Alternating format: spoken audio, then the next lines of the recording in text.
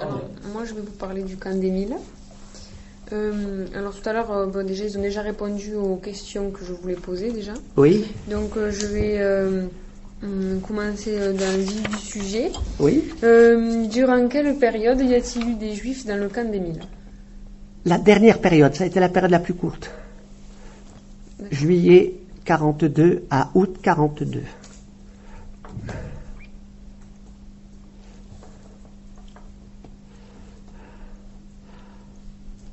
Peut-être qu'il faut que j'explique pourquoi, non? Oui. Voilà. Le camp des Milles, on en a discuté un tout petit peu tout à l'heure. Il y a eu 2 décrets-lois qui ont été passés le 2 mai 38, où on demandait aux étrangers une assignation à résidence. Ça veut dire que l'étranger devait aller au commissariat ou à la mairie et dire, voilà, je suis monsieur Untel ou madame Untel et j'habite là. Ça, c'est le premier point. Et le 12 novembre 1938, donc après les accords de Munich, il y a eu l'internement de ces mêmes personnes qui s'étaient fait déclarer en mai dans des centres spéciaux, et vous en avez cité quelques-uns, et le camp des Milles fait partie de ces centres spéciaux. Et en septembre 1939, donc juste à la déclaration de la guerre, il y a eu un internement des Allemands et des Autrichiens qui habitaient la France. Cet internement a été fait par des gendarmes qui ne comprenaient pas trop d'ailleurs pourquoi qu'est-ce qu'ils étaient là, qu'est-ce qu'ils faisaient là. C'était, à la limite, il y avait un sentiment un petit peu d'incompréhension de la part des militaires français, et un sentiment un petit peu de pitié par rapport à ces Allemands et ces Autrichiens. Il faut savoir que la briqueterie, parce que le camp des Milles c'est une briqueterie, a été fermée en 1937 parce qu'il y avait pénurie de matériaux, de matières premières. On était encore dans la fin de la grande crise de 29. Il y avait moins de construction qui se faisait, et c'était une briqueterie qui appartenait à une famille qui existe encore, qui s'appelle la famille Rastouin. Et qui sont ces Allemands et ces Autrichiens? Ça vaut peut-être le coup de s'interroger, surtout au camp des Milles. Les Français craignaient ce qu'on appelait la 5e colonne. Est-ce que vous avez entendu parler de ce terme? La 5e colonne, c'était un espèce de fantasme qui a été véhiculé par les services étrangers allemands, qui faisait croire que tout Allemand en France était un espion à la solde du Reich. Ce qui était complètement faux, parce que la plupart des gens qui ont été internés au camp des Milles, c'était des gens qui étaient des opposants à Hitler. Il y a des gens qui y étaient depuis 1933, soit parce qu'ils étaient communistes, soit parce qu'ils étaient juifs, mais juifs allemands, et pas uniquement juifs général. C'est pour ça que je dis que les juifs, le camp des Milles a servi pour les juifs que 2 mois, au mois de juillet et au mois d'août 42. Et parmi ces gens-là, il y avait des artistes, 2 notamment qui ont franchi la postérité. Un qui s'appelle Hans Bellmer, qui a fini ses jours en Suisse, et l'autre c'était Max Ernst, 2 peintres surréalistes. Mais il n'y avait pas qu'eux, il y avait aussi un prix Nobel de médecine, excusez du peu. Il y avait des écrivains allemands, dont le plus connu était Feuchtwanger. Enfin, plus connu, pas par moi, mais je veux dire, à l'époque, c'était un écrivain, je crois, qui avait une certaine notoriété. C'est lui qui a laissé un récit, justement. Oui, tout à fait. Tout à fait, oui. Et on pourra peut-être l'ajouter à la bibliographie. Pour l'instant, on n'a pas acheté, mais on pourra l'ajouter à votre bibliographie. Il y avait le fils de Karl Liebknecht aussi, qui était interné. Karl Liebknecht qui a fait celui de la République. Et Rosa Luxembourg. Le fils de Karl Liebknecht. Ah, Liebknecht, ok. Je les prononce peut-être pas bien. Voilà, il était interné dans le camp aussi, c'était un peintre. Voilà. Donc, et en novembre 1939, dans cette briqueterie, il y avait 1800 personnes d'internées, et qui étaient regroupées par nationalité et par chambrée ou par groupe de 20 à 24 personnes. En février 40, ont eu lieu les premières libérations de certaines personnalités, soit parce que on avait été convaincu qu'elles n'étaient pas effectivement dangereuses, soit aussi parce que des pays avaient accepté de les récupérer, de les sauvegarder. Donc petit à petit, le camp s'est vidé, il est resté que le noyau dur, dont a fait partie Feuchtwängler, Ernst et Belmer. Ils n'avaient pas eu cette chance-là. Et ce qui fait que, et en même temps, on a créé pour les hommes entre 18 et 40 ans ce qu'on a appelé des prestataires étrangers. C'est-à-dire que les Français ont fait ce qu'ont fait les Allemands, c'est-à-dire qu'on a pris ces gens-là, ces pauvres prisonniers, pour en faire de la main-d'œuvre gratuite, taillable et corvéable à merci. Donc, voilà. Et le camp s'est vidé de cette façon-là, hein, à la fois parce qu'il y a des gens qui sont partis, et à la fois parce qu'il y a des gens qui ont essaimé un petit peu dans le grand sud-est, et le camp a été officiellement fermé le 18 avril 1940. Manque de chance, mai 1940, l'offensive allemande, et l'État Vichy, à ce moment-là, décide de réouvrir le camp et d'y mettre et d'en faire un camp de transit et d'internement. Donc la différence entre les deux, le camp de transit, on rafle tous les étrangers, on les met là, et ces gens-là, c'est assez curieux, les gens avaient le droit de sortir et de rentrer le soir, et ces gens-là, la plupart du temps, allaient demander, écrivaient des lettres à des tas de consulats, des tas de personnes qu'elles avaient à l'étranger pour leur demander « Est-ce que tu peux m'héberger ?» Ça a été une des grosses activités de ces gens-là. Et d'ailleurs, il y a ce livre, je ne sais pas si vous le connaissez. Je l'ai vu, on ne l'a pas acheté encore. Mais... Voilà. À l'intérieur, voilà, vous avez un petit peu un exemple des différentes lettres que les gens envoyaient avec le nom de l'expéditeur, le nom de... Voilà, donc, et en fonction de ça, les gens partaient. Il y avait beaucoup d'arbitraires. Des ambassades, l'ambassade tchèque a pris beaucoup de réfugiés des pays de l'Est. Ils sont repartis en Tchécoslovaquie. Je ne pense pas que c'était le meilleur trajet. Et il y avait les brigadistes espagnols, par contre, qui sont partis pour le Mexique. Le Mexique a été... il y avait un consul mexicain qui a fait un travail absolument énorme et qui a accepté d'embarquer et de récupérer plein de combattants de la guerre d'Espagne.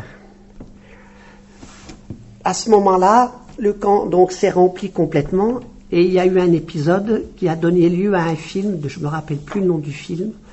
Enfin, ce qui s'est passé, c'est que les Allemands, c'était des gens quand même qui étaient lettrés, c'était des gens qui avaient fait beaucoup d'études supérieures, ils savaient s'organiser, et ils ont fait un comité, ils sont allés voir le directeur du camp, et il a dit, mais c'est pas possible, on peut pas rester comme ça, nous avons affrété un bateau à Bayonne, et ce bateau est prêt à prendre 1500 à 2000 personnes.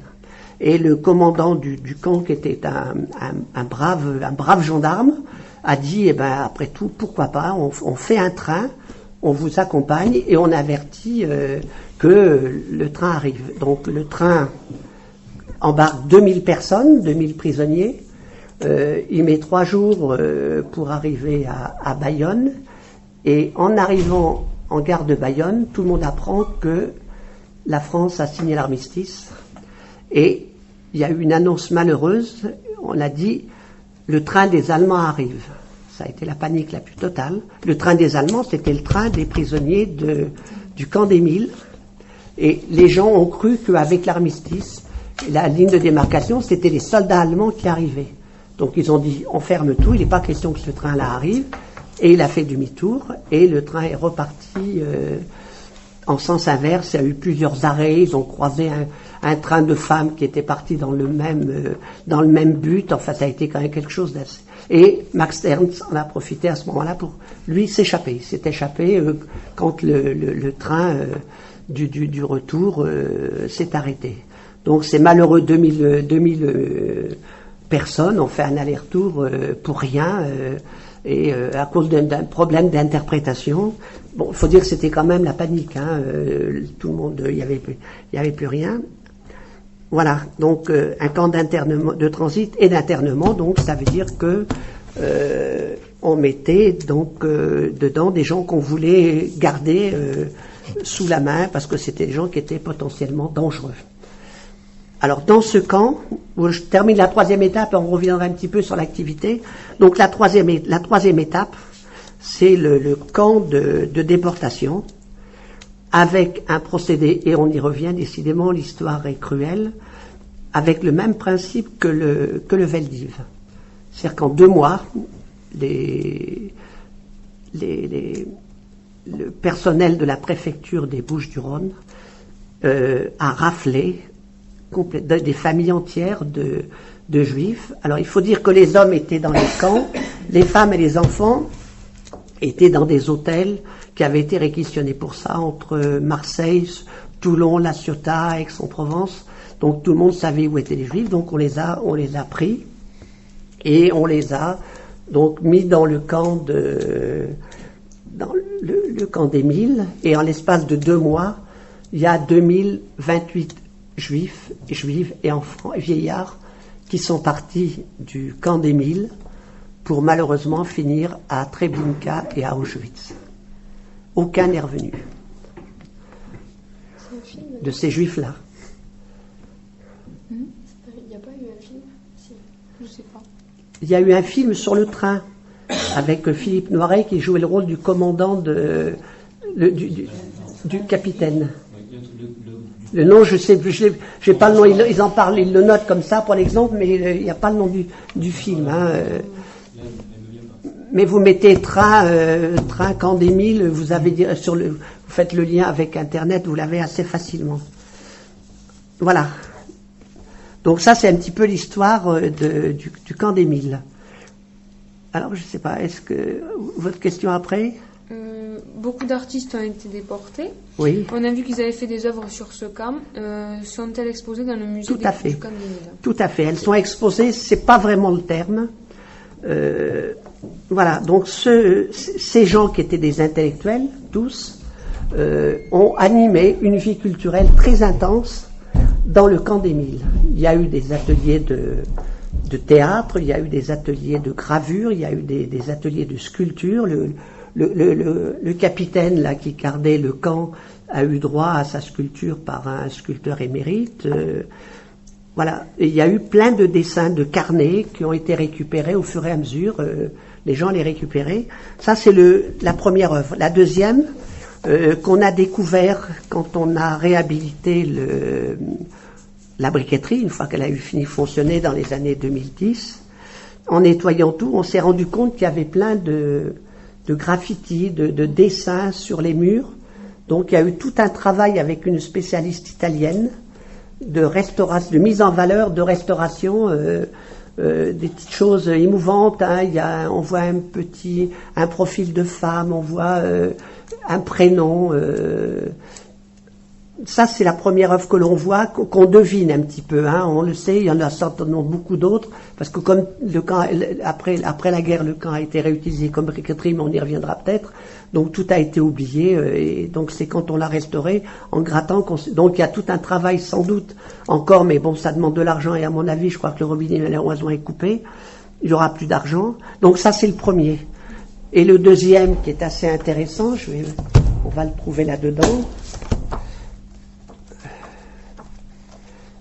Voilà. Voilà, c'est ça. C'est la cantine des gardiens du camp d'Émile. Ces gens-là avaient demandé, pour améliorer leur ordinaire, de décorer, et donc des peintres. On en a identifié 2 sur les 3.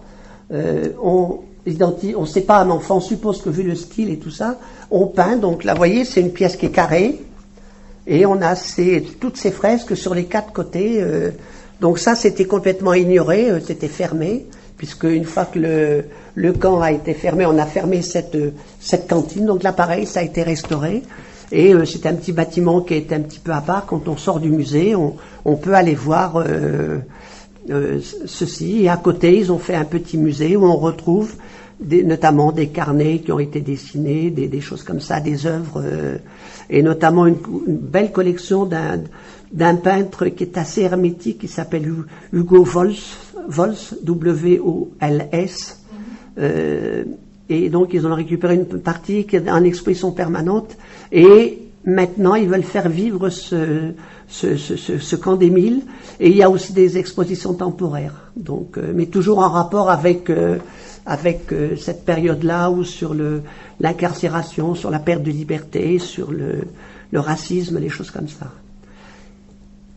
Aussi, à l'intérieur des camps, il y a eu quelque chose qui a existé.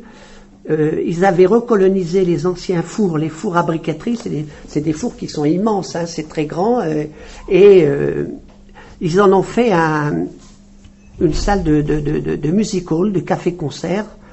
Et ils l'ont appelé Die Katakomben, puisque c'était le cabaret le plus connu à Berlin avant-guerre. Donc ils ont refait, et on voit d'ailleurs encore Die Katakomben. Donc là, il y a eu des pièces de théâtre, il y a eu des parodies, il y a eu, et les Français, les gardiens, assistaient au spectacle. Comme autre activité, il y a eu des activités sportives. Il y a eu plein d'images. Il y a une photo là dans le livre. Ben tiens, je me suis tombé dessus par hasard. Où voilà, les Allemands jouaient contre les Juifs, par exemple, avec, on reconnaissait les Juifs avec leur étoile, avec les enfants. Donc voilà, il y a eu toute une activité. Il y avait une infirmerie. Il y avait aussi un endroit, genre de coopérative, où ceux qui avaient un peu plus d'argent pouvaient améliorer l'ordinaire. C'était quelque chose d'assez curieux. Enfin, dans la première partie. Après, quand ça a été, après 42, ça a été, après 40, ça a été plus difficile. Vous disiez les Allemands ou les gardiens qui jouaient avec les... Il y a eu de tout. D'accord. Oui, les gardiens, il y avait même des gens d'extérieur qui venaient. Enfin, c'était, puisque finalement les gens pouvaient rentrer et venir pour régler des papiers, des affaires. Les familles venaient. Enfin, c'était, voilà. Bon, c'était pas glorieux, mais enfin, c'était pas dur comme certains camps.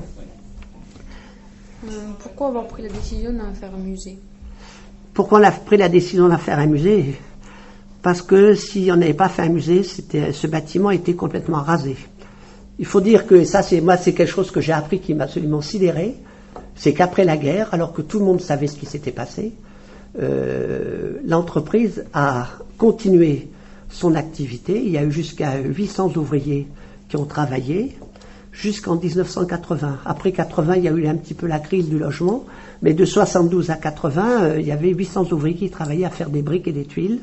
Et la famille Rastouin n'avait plus les moyens de gérer une entreprise qui dépassait largement l'entreprise familiale, et a vendu ses parts à...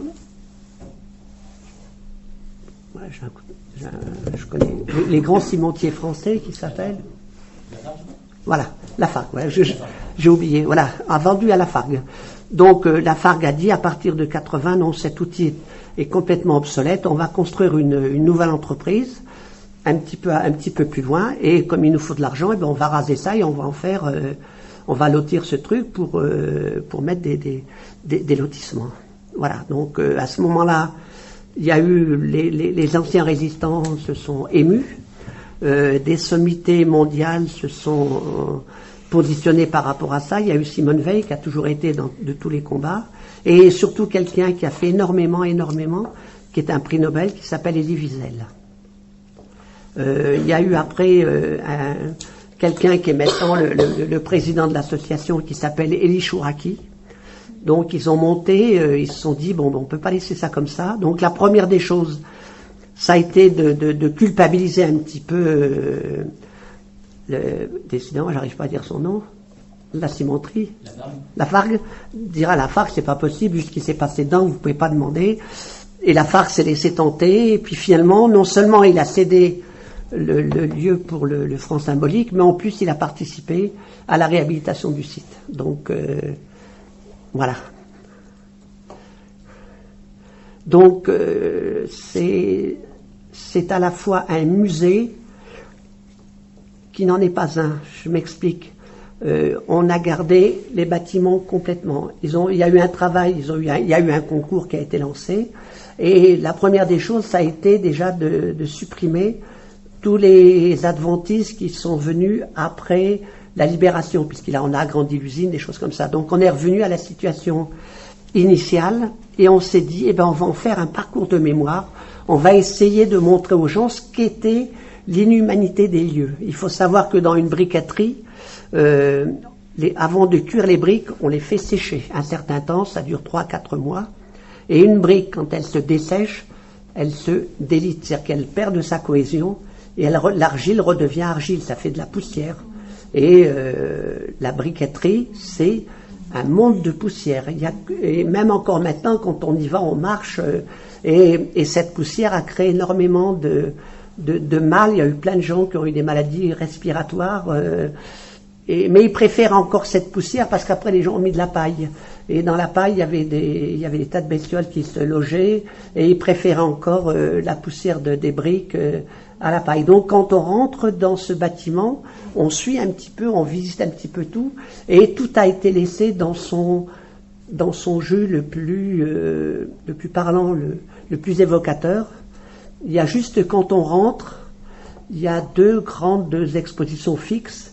L'un qui s'appelle La montée des périls, c'est-à-dire qu'on explique depuis 1918, l'armistice, jusqu'à 1939, comment on en est arrivé là. Donc c'est intéressant. Et c'est en plus, c'est présenté à la fois, l'événement est à la fois à un niveau international, et en parallèle, on a les événements locaux. C'est-à-dire que si on veut, on peut le faire à différentes allures, la visite, c'est-à-dire qu'on peut passer, voir les grands titres, se remémorer un petit peu, et après on revient, parce que c'est un bâtiment qui est carré, on revient sur une autre aile, et là, ils ont présenté des figures emblématiques, des pasteurs qui sont intervenus, le fameux capitaine, des choses comme ça, et on voit un petit peu, il y a des photos qui ont été prises de ce qu'était la vie dans les camps. Et après, on fait tout le parcours avec les différents dortoirs, les miradors, les choses comme ça, qui sont restés en l'état. Et on ne sort pas neutre de ce genre de parcours. Et quand on termine ce parcours, au dernier étage, il y a le mur des réflexions.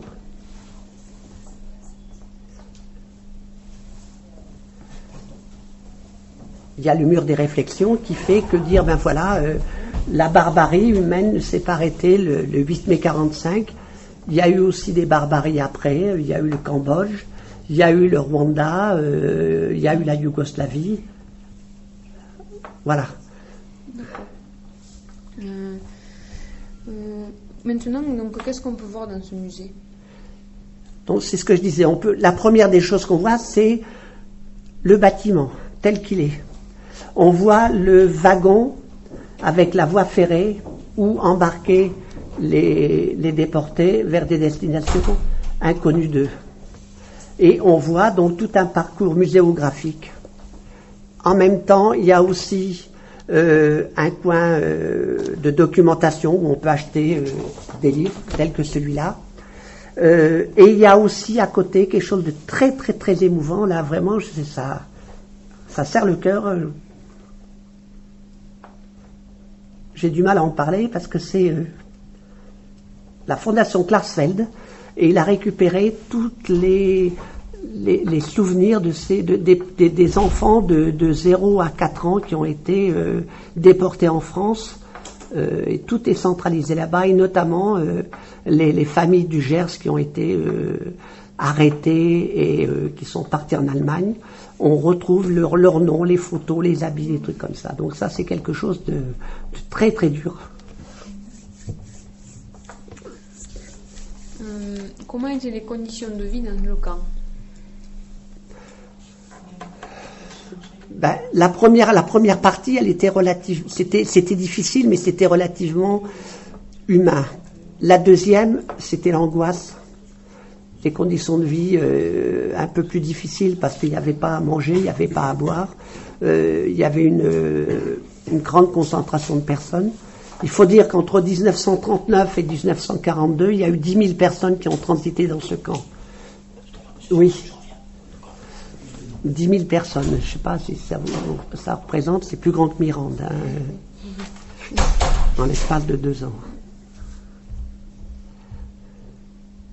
Et la troisième partie, donc ça a été la plus dramatique, puisque finalement là on a rassemblé les juifs, ils savaient exactement ce qui les attendait. Hein. Ils savaient pas peut-être les conditions des fours crématoires, mais ils savaient qu'ils partaient et qu'ils ne reviendraient pas pour des raisons X, Y ou Z, mais ils le savaient. Donc c'était des choses très dramatiques. Alors il y a eu un rabbin, il y a eu un pasteur et il y a eu un évêque là qui ont fait pression pour qu'au moins les enfants de moins de 4 ans puissent être épargnés par ce voyage où la mort était au bout, mais ils n'ont pas pu tous les sauver. Et les parents acceptaient très difficilement de se séparer de leur enfant.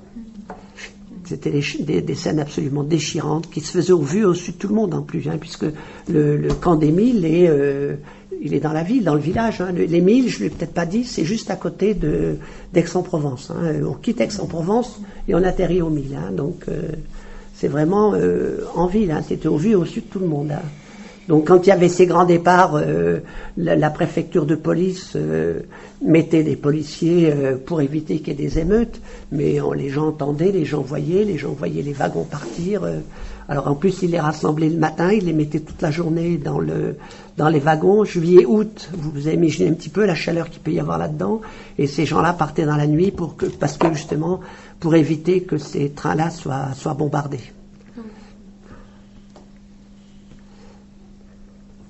Combien de ceux qui ont été internés ont survécu après être passés par le camp d'Émile? Alors je l'ai dit, les juifs, aucun juif.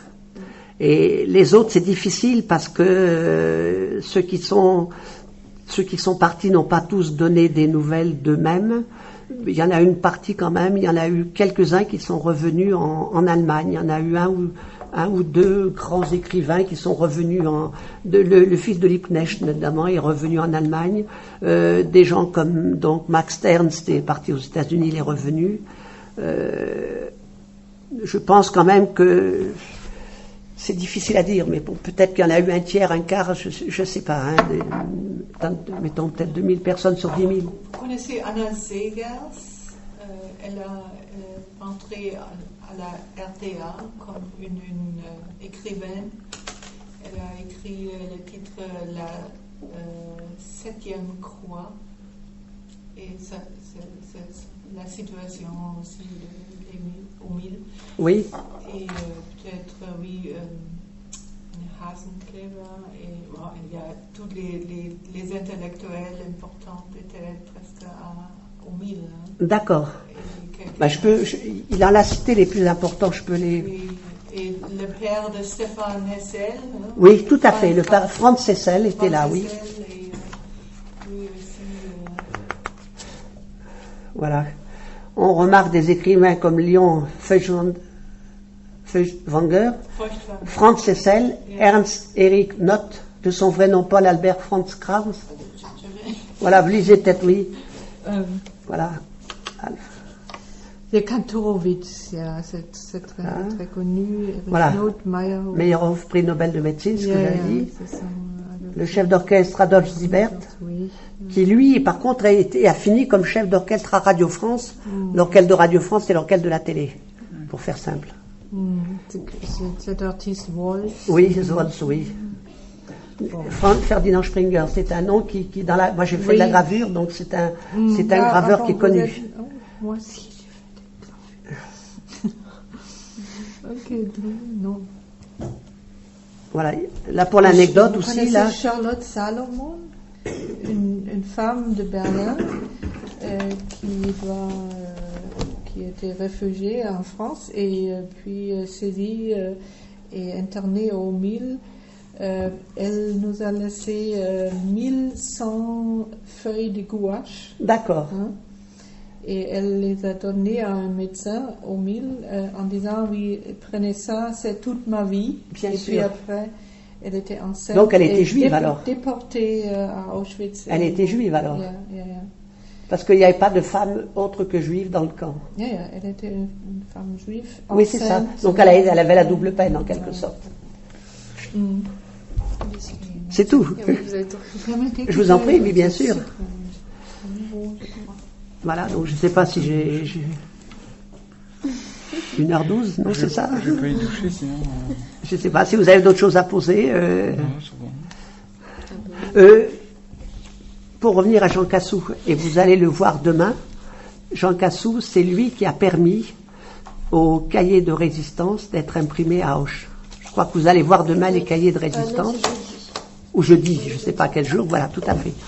Donc Jean Cassou, qui était patron de Libération Sud, et c'est Libération Sud qui a imprimé les cahiers de Libération, et non pas de la Libération, hein, ces cahiers de Libération.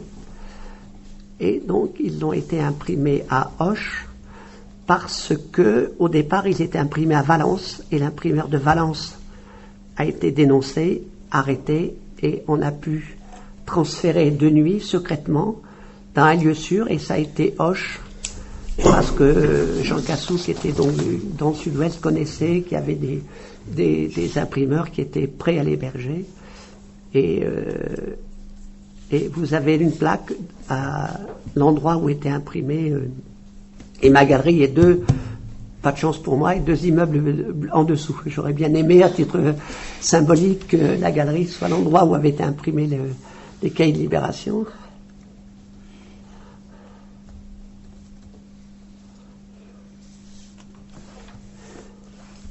Je sais pas, j'ai peut-être parlé un peu vite, peut-être, non? Non, ça va. Ça va? C'est vrai que quand j'ai du mal à... En plus, j'avais un temps imparti, un petit peu. Voilà. Parmi mes activités aussi, je veux dire... Bien sûr, faites-le circuler. J'ai aussi écrit 2 spectacles dans le cadre de l'ANACRE, parce que chaque année on fait des manifestations culturelles. Et j'ai écrit 2 spectacles, un qui s'appelle de 1936 à 1945, on chantait aussi. C'est-à-dire que durant 2 heures, je développe l'histoire de 36.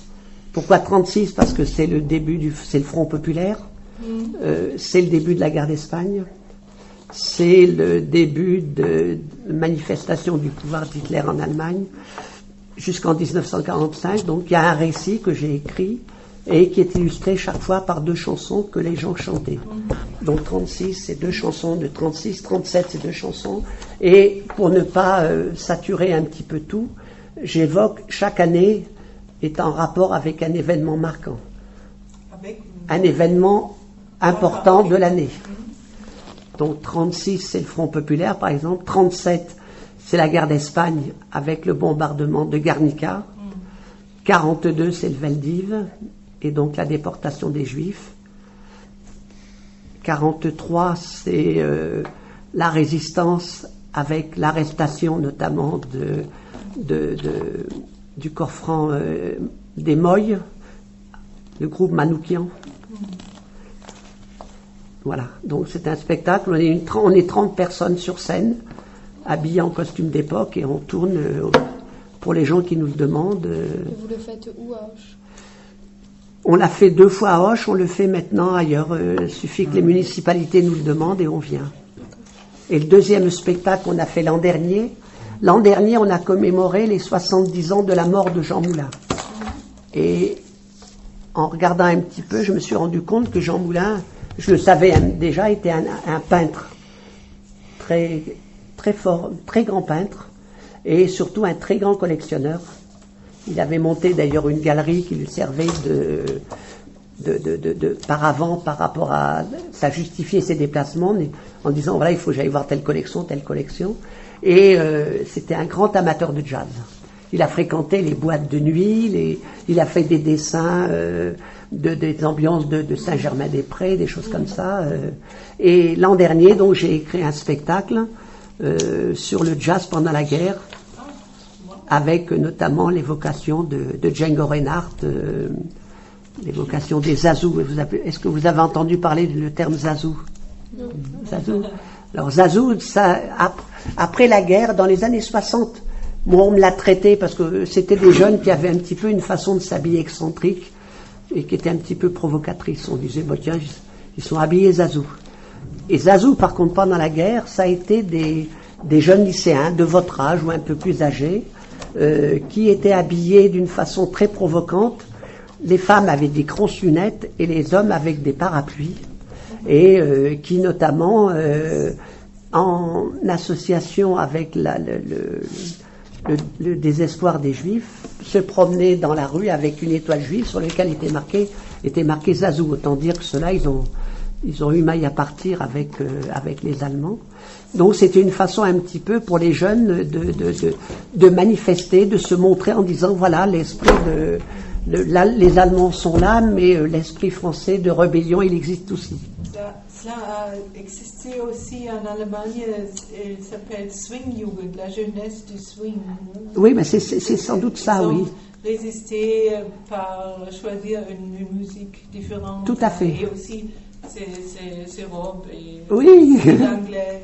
Ah d'accord, ça c'est intéressant, je ne le savais pas, ça, vous voyez. C'est quelque chose qui encourage un peu.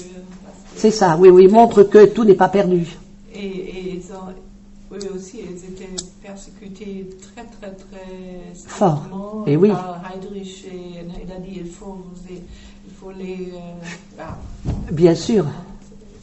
Et ben moi, il y a quelqu'un il y a un groupe pour qui j'ai beaucoup d'admiration, et c'est la Rose Blanche. Oui, c'est différent. Oui, c'est différent, mais je veux dire, c'est aussi. Oui, c'était des très jeunes aussi. C'était un mélange des apprentis et des jeunes professionnels. Oui. Et ils se sont rencontrés pour surtout entendre la musique du jazz ou BBC, London.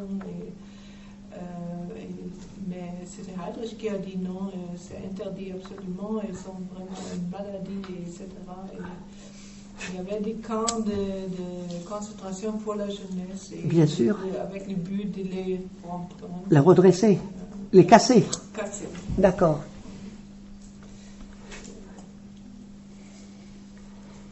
Voilà. C'est lié aux grandes villes, à Hambourg, bien sûr. Cologne, et Berlin, et Leipzig, etc. Voilà, je ne sais pas, si on parle d'autre chose, je ne sais pas. On va se revoir pendant la semaine.